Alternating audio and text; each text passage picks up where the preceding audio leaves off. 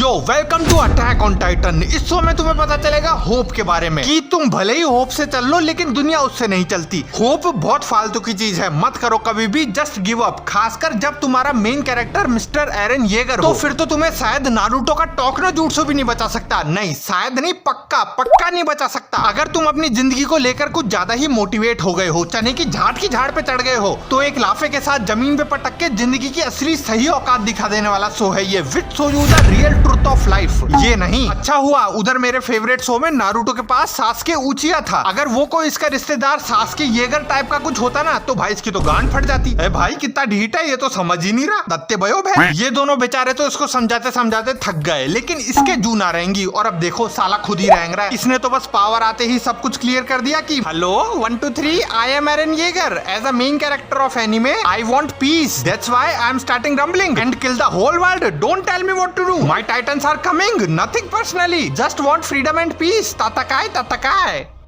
And before I end this world, I want to thank our sponsor।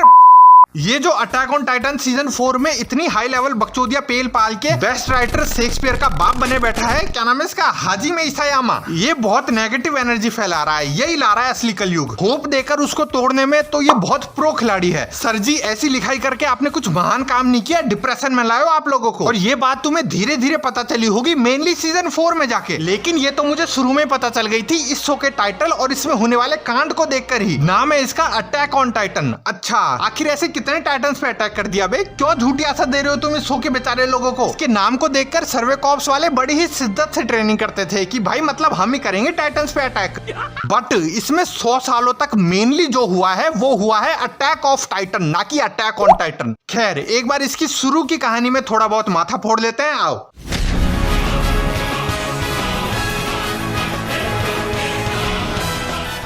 तो 90% humans को titans खा गए और बचे कुछ ह्यूमंस इन वॉल्स के पीछे 100 सालों से रह रहे हैं। तो मतलब अब तक तो इन्होंने वापस से अपनी 100% पॉपुलेशन कर ली होगी ना, पर नहीं कर पाए, क्योंकि इधर एक तरफ तो आम नागरिक लोग बच्चे पैदा करके ह्यूमैनिटी बढ़ा रहे हैं, तो दूसरी तरफ स्काउट रेजिमेंट्स वाले वॉल्स के बाहर जाके उनकी मेहनत को पूरा एक ही बार में बैलेंस कर डालते। कुल मिला के इनके लिए फालतू में टैक्स भर रही है यहाँ की जनता। ये जो स्काउट रेजिमेंट्स वाले आम नागरिकों से इतना भारी टैक्स लेकर अपनी गांड में ठूसते हैं, वो सिर्फ टाइटन्स के ही नाश्ता पानी के काम में आता है। इतने सालों से स्काउट रेजिमेंट वाले जो बाहर जाके मर रहे हैं, ये सिर्फ मर ही रहे हैं, शहीद कोई नहीं हो रहा, किसी के कोई काम नहीं आ रही है इनकी मौत। शुरू के 100 साल तक तो इनका यही हाल है। हर बार स्काउट्स वाले अपने सैनिकों को मोटिवेट करके टाइटन से लड़ने का बहाना मार के उनका खाना बनने चल जाते हैं, फिर इक्के दुक्के आएंगे अपनी फटी गांड को अपने मुख पे लगा के, सर कैसा गया मिशन, और वो बाकी के लोग कहाँ हैं? अरे and it's just another normal day of scout regiment, कोई नई बात नहीं है इसमें। अब इतने सालों से ये दीवार के अंदर भी बहुत जिंदा रह लिए, पहले ही एपिसोड में फाइनली एक बहुत बड़ा सा हब्सी टाइटन आ गया है। その日、人類は思い出した。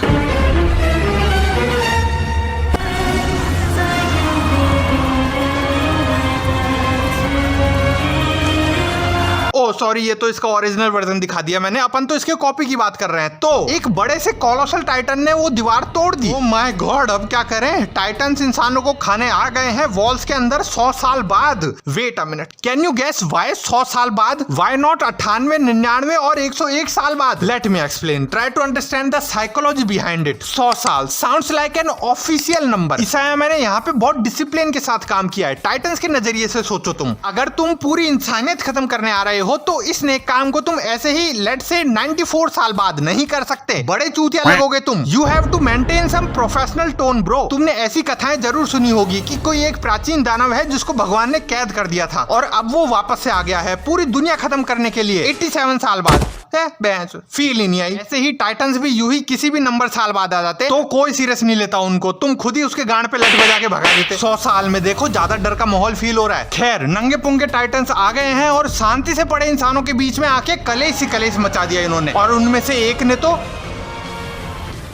ओ भाई ये क्या हो रहा है यार, दिन दहाड़े मम्मी खाई जा रही है, वो भी पहले ही एपिसोड में अपने शो के मेन हीरो की मम्मी।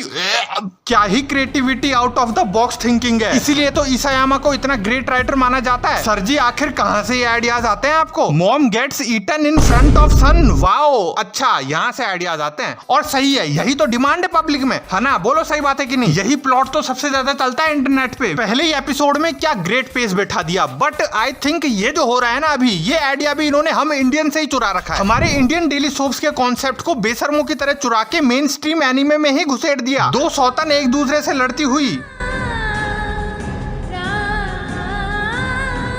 और तुमने इतने वीडियोस देख रखे हैं रात को वीपीएन लगा के कि इतना तो तुम्हें भी पता होगा कि step mom always wins over original mom. तो बस इधर भी स्टेप मॉम विंस। अब इसके आगे जो होता है वो भी कोई नई चीज नहीं है, वही कॉन्सेप्ट है। Son decide to take revenge from step mom. बस समझे, इसलिए कहते हैं इसको 18+ शो। तुमको क्या लगा, वायलेंस के कारण? हाँ, बुलशिट। नाउ अपने सभी मस्त मस्त कैरेक्टर्स टाइटन से लड़ने के लिए 5 साल तक कड़ी ट्रेनिंग करने लग गए। ये टकलू करा रहा है इनको ट्रेनिंग, और इस ट्रेनिंग को तुम बेफिक्र लोहे की ट्रेनिंग भी बोल सकते हो, क्योंकि जब इनकी टाइटन से लड़ने की बारी आई तो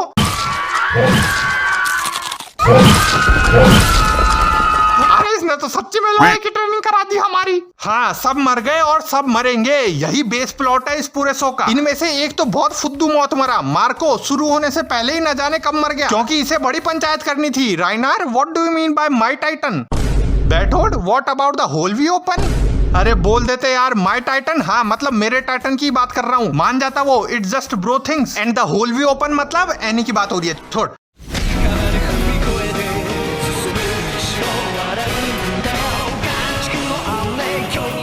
Titans. There are infinite number of brainless titans here. Eren is also a titan, but he is a इच्छाधारी टाइटन। टोटल 9 मेनली इच्छाधारी टाइटन्स है इसमें, जिनको टाइटन शिफ्टर्स भी कहते हैं, और सबके खुद की स्पेशलिटी के कारण उनके नाम है। लाइक कोलोसल टाइटन, क्योंकि ये बहुत बड़ा है, it is colossal in size. Armour Titan because it has armour. Jaw Titan because it has jaws. Female Titan because it has boobs. What the fuck kind of logic it is? मतलब एक Titan को अपने बिगर body part से उसकी पहचान मिल रही है, उसकी खुद की कोई पहचान नहीं है। This is very much disrespect to feminism. अरे तू तो गया इसायामा, अब देख लेना इस बात पे तो चांदनी चौक की वो दीपिका पादुकोण फैन ट्विटर पे तेरे अगेंस्ट हैशटैग चला देगी। ये बाकी सब टाइटन्स हैं, इनकी सबकी खुद की अलग अलग पावर है, मेल टाइटन होने के सिवा। लेकिन ये फीमेल टाइटन है, हाँ बस यही इसकी सुपर पावर है। गुड जॉब देके मारना सबको। एलडिया मार लिया का छोड़ो, पहले मेल फीमेल की इक्वालिटी बैठा ले इसायामा। और एक चीज और होती है टाइटन्स के पास कि जो जिसको खा लेता है वो उसी का टाइटन बन जाता है। बट व्हाट इफ कोई मेल टाइटन फीमेल टाइटन खा जाए, फिर वो क्या बन जाएगा? मेरे सनम की पहली निशानी, मेरे सनम। उस बेचारी फीमेल टाइटन को घोस्ट ही कर दिया इसायामा ने, जस्ट बिकॉज इसने आर्मिन को जिंदा छोड़ दिया। बेचारी सोची होगी कि क्या ही फर्क पड़ता है, कौन सा इस डिसीजन के कारण मेरे को 7 साल तक क्रिस्टल में रहना पड़ेगा और पूरी स्टोरी लाइन से मैं गायब भी हो जाऊंगी वगैरह वगैरह। पर अटैक ऑन टाइटन है ये, तुमको पता है कि जो तुम होने की सोचते हो सबसे पहले वही नहीं होगा, और नहीं होने वाली चीज ही होगी। फीमेल टाइटन के चिल्लाने पर सब टाइटन्स उसकी तरफ भागने लग जाते हैं। क्या सिम टाइटन्स हैं ये? जबकि माना वो एक बहुत सेक्सी फीमेल टाइटन है, लेकिन तुम कोई मेल टाइटन नहीं हो, फिर भी इतनी सिंपिंग। मेल के नाम पे क्या है तुम्हारे पास? हाँ, कुछ भी नहीं। अब एक और दूसरी मादा टाइटन है जिसके साथ भी बहुत वायलेंस हो रहा है, उसको तो बना ही कार्ट टाइटन रखा है, बैलगाड़ी टाइटन। कोई भी सवारी कर जाओ इसकी। और यूं ही हवा में कैरेक्टर्स नहीं बना देते हैं इसायामा। इसलिए मैं इसके पीछे की इनकी थिंकिंग जानना चाहता हूँ कि आपको ऐसा क्यों लगा कि इस डोगी स्टाइल पोजीशन वाले टाइटन की पोजीशन के लिए कोई टीनेज गर्ल ही सही रहेगी। पीक विथ बिग लोअर चीज। साले नोटी हो रही है इसायामा। और इसकी स्पेशलिटी क्या है? सबके सामने झुक के रहना, लोगों को खुद की सवारी कराना, जीख के लिए बेलदारी करना। देखो बेचारी की क्या हालत हो गई है, पीछे मुड़ के देख भी नहीं सकती कि आज कौन सवारी कर रहा है मेरी। आयरनी देखो, नाम पीक है पर हो गई है बॉटम। एक और टाइटन जिसको फीमेल ने इनहेरिट कर रखा है, वॉरहेमर टाइटन, जो सबसे ज्यादा पावरफुल है, लेकिन उसको स्क्रीन टाइम टोटल 10 मिनट का भी नहीं दिया। इसके एरन येगर से पूछे गए आखिरी शब्द इसके खुद के आखिरी शब्द बन गए। वाह, ये तो खुद के अगेंस्ट ही सैवेज हो गई।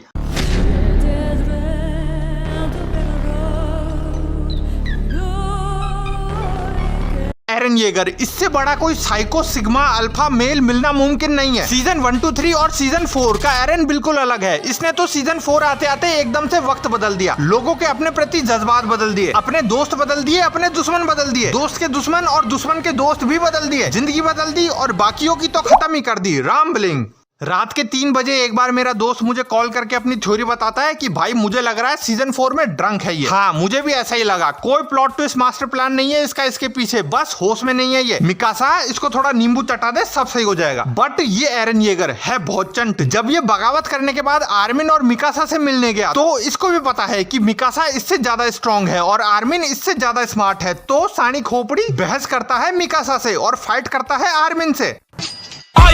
अपना काम निकलवाने के लिए ये साला इतनी दोगलापंती कर सकता है कि ये बेचारी इस स्वीट गर्ल मिकासा जिसने इतनी बार इसकी जान और गांड दोनों बचाई उसको स्लेव बोलता है, एहसान फरामोश, और यामीर को नो स्लेव। ये बहुत बड़ा पॉलिटिशियन आदमी है। बाद में ये अपने भाई के साथ भी बहुत पॉलिटिक्स खेलता है, बताएंगे बाद में। जनरली ऐसा होता है कि अपना हीरो हीरोइन को बचाता है दुश्मनों से, पर इधर उल्टा हुआ। मिकासा एरन को बचाती आ रही है शुरू से। पहले अपन को लगा था कि मिकासा और एरन बहुत अच्छे लव कपल्स बनेंगे, पर ऐसा नहीं हुआ। बैड एंडिंग है। अरे भाई मेरे, अच्छा हुआ जो ऐसा नहीं हुआ। अच्छा हुआ जो फाइनल सीजन में ये सठिया गया और एंड में मर गया, वरना अगर अपनी एक्सपेक्टेशन के अनुसार इनकी स्टोरी चली होती तो मिकासा के आगे एरन की हालत देखते हुए इसको घर जमाई बन के रहना पड़ता, तब अच्छा लगता है। सालो तुम खुद सोचो, जो अभी इतना bad ass hero villain Eren fucking Yeager, the Attack Titan, War Hammer Titan, the Founding Titan बना हुआ है। अगर वो एरन येगर घर जमाई बना होता, एरन द जोरो का गुलाम घर जमाई येगर, फिर जो अभी दुख हुआ है ना तुमको इसकी एंडिंग देखकर, तब इससे भी ज्यादा होता।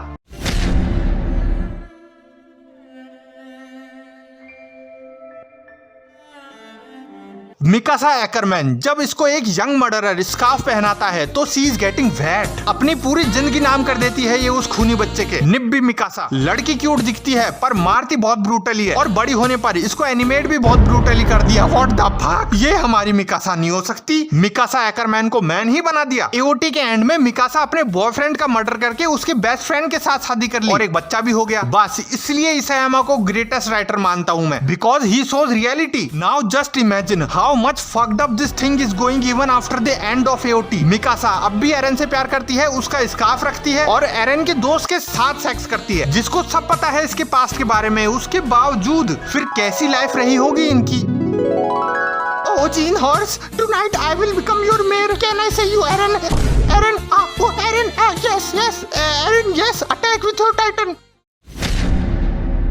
आर्मिन, अब इसके बारे में क्या ही बोले, इसने बच्ची कुच्ची दुनिया बचाई है। और एनी की मेंटल हेल्थ भी, जो जाके इससे मिल लेता था, एनी की भी बोरियत कम हुई और ये उसको देख के मास्टर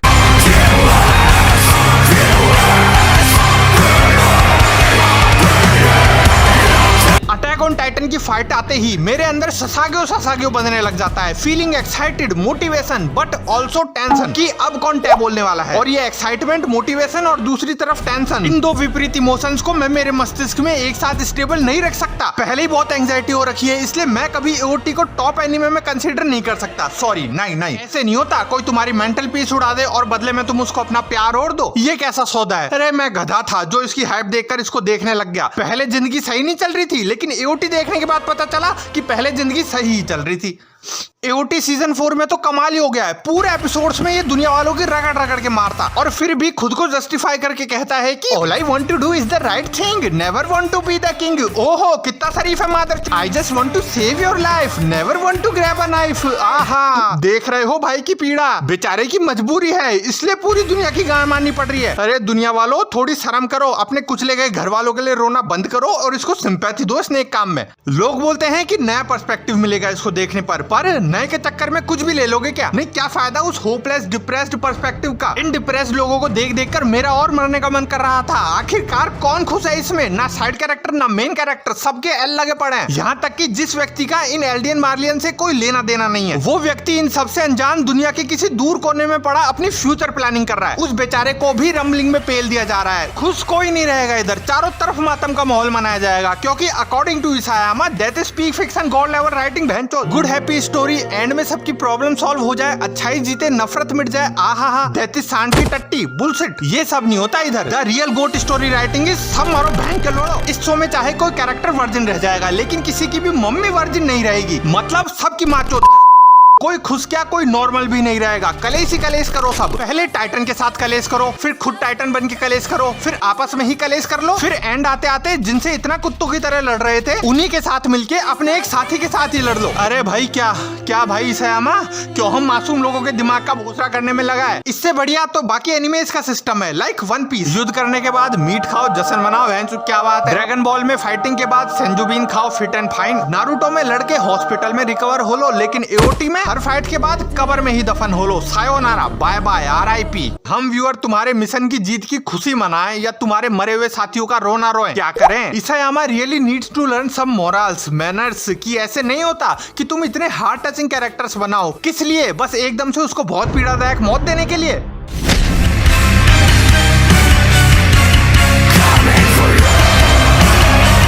एरन और इसके ओनी-चान जीक की करण अर्जुन की जोड़ी है, पॉलिटिकल करण अर्जुन की जोड़ी, जिसमें सिर्फ अपना काम निकलवाने के लिए भाई भाई करना पड़ता है। इन दोनों का मकसद अलग अलग है, एक वॉल्स की हार्डनिंग रिमूव करना चाहता है तो दूसरा एल्डियंस की। एरन कभी भी जीक के इस फक्ड अप प्लान के लिए राजी नहीं हो सकता। ये क्या रास्ता हुआ, नसबंदी कर लो। इन दोनों भाई की केमिस्ट्री इतनी कॉम्प्लिकेटेड है कि दोनों एक दूसरे का साथ निभाते हुए एक दूसरे के अगेंस्ट ही अपने प्लान को अंजाम दे रहे हैं। एरन ने सबसे पहले पैदाइशी धोखेबाज जीक को धोखा दिया, पर जीक जानता था कि ये धोखा देगा, अपने बाप से इन्फ्लुएंस जो है। बट मेन ट्विस्ट इज एरन ने इन्फ्लुएंस किया था अपने बाप को।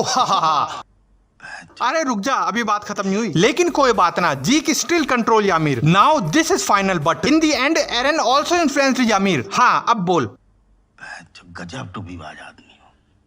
कुल मिला के इनकी समरी सुना दूं मैं तुमको कि जीक इसके साथ 2D चेस खेल रहा था, लेकिन एरन इसके साथ 4D चेस खेल रहा था। एरन और जीक के पापा ने 2 लड़के पैदा किए और साले दोनों नालायक हरामजादे, अपनी चलानी है, सुनना ही नहीं अपने बाप की। वेट अ मिनट, ओ हाँ, पापा से याद आया, लिवाई भाई तू कंफ्यूज मत हो जाना पापा सुन के। वो मॉम का एक सिंगल फिक्स्ड पार्टनर होता है। मेन चीज सिंगुलर होती है प्रजाति, प्लूरल नहीं। उसे कहता है, छोड़ो आपके काम की नहीं है। तो बॉयज एंड गर्ल्स जो भी ये वीडियो देख रहा है, बधाई हो तुमको, आखिरकार तुम मेरे लास्ट एओटी के वीडियो के लास्ट सेक्शन तक आ ही गए। तो इसी बात पे subscribe the channel with notification bell. My name is Bittu. अगर तुम चाहते हो मैं डिप्रेशन में ना जाऊं, मोटिवेट रहूं, तो से माय नेम। और जो भी नया है, पहली बार आया है इस मोस्ट अंडररेटेड यूट्यूब चैनल पे, न्यू लिख देना नीचे। चलो फिर।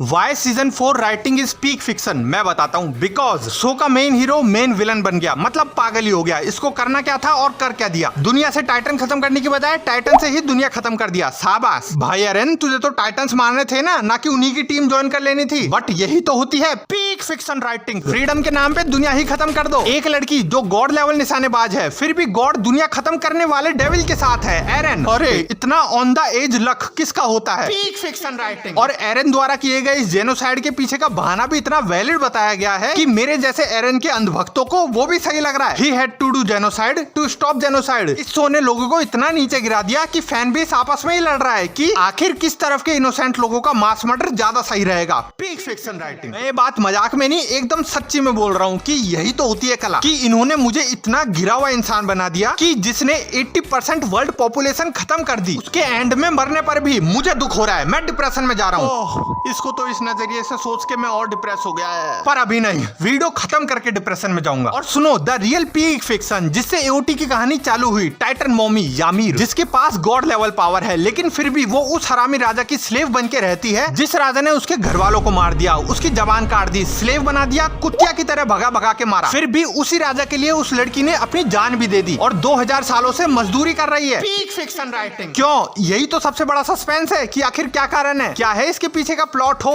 क्योंकि वो बच्ची उसी राजा से प्यार कर बैठती है। वाओ, अब तो मानना ही पड़ेगा, this is something peak fiction है। इससे ज्यादा बड़ी वन साइड लवर निब्बी कहीं नहीं मिलेगी। मुझे तो सबसे ज्यादा डरावनी ये लग रही है। क्या क्रीपी लड़की है यार, ऐसे कौन करता है। So that's the end of the video. और सबसे जरूरी चीज जो मैं तुमको क्लियर करना चाहता हूँ कि प्लीज हेट मत देना किसी को भी, ना मेरे को ना एओटी को। एओटी खत्म करके उस पे ऐसा वीडियो बनाना बिल्कुल हल्की बात नहीं है। छाती पे पत्थर रखे किया है मैंने। आई लव दिस मास्टरपीस, लेकिन फिर भी मैंने ऐसा किया, इसके लिए तो तुम्हें मुझे थैंक यू बोलना चाहिए, ना कि गाली बकनी चाहिए। इतना एक्सप्लेन करने के बाद भी देख लेना, अब भी लोग ऑफेंड तो होंगे, अंदर से ऑफेंड होंगे, इसलिए ऑफेंड नहीं होंगे। दे थिंक ऑफेंड तो होना चाहिए यार। हाँ भाई, होना तो चाहिए, इसलिए ऑफेंड होंगे। और होने दो, कोई बात ना, 1-2 तो निकल ही जाते हैं ऐसे। तुम चाहो तो मेरे चैनल पे जाके बाकी नॉन एनिमे वीडियोस भी देख सकते हो। You will enjoy. बाय।